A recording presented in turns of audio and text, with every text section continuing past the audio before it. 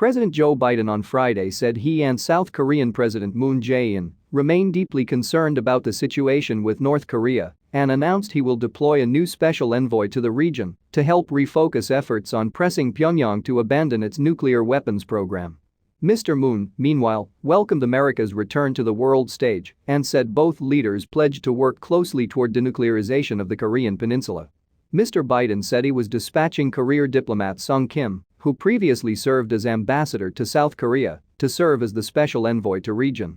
Mr. Moon said the move by Mr. Biden reflects the firm commitment of the U.S. for exploring diplomacy and its readiness for dialogue with North Korea.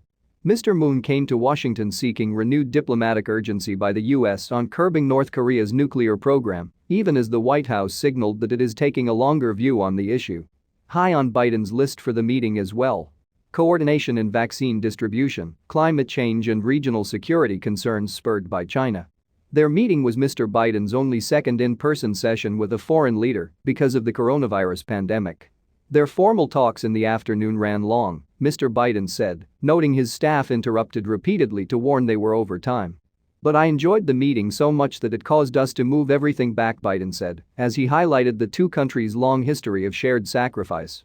Mr. Moon said, "The world is welcoming America's return," an oblique reference to former President Donald Trump's attempts to disengage on some aspects of American diplomacy.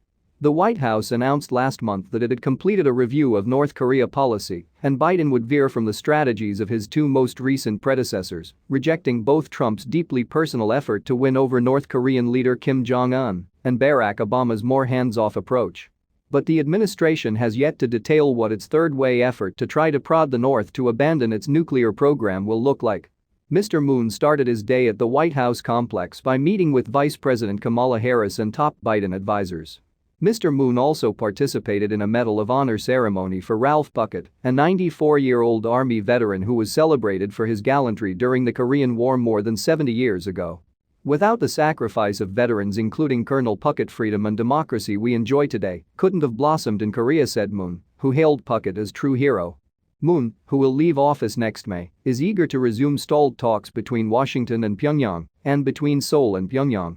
But the Biden administration, which confirmed in March that it had made outreach efforts to the North without success, has been less enthusiastic about the idea of direct negotiations in the near term.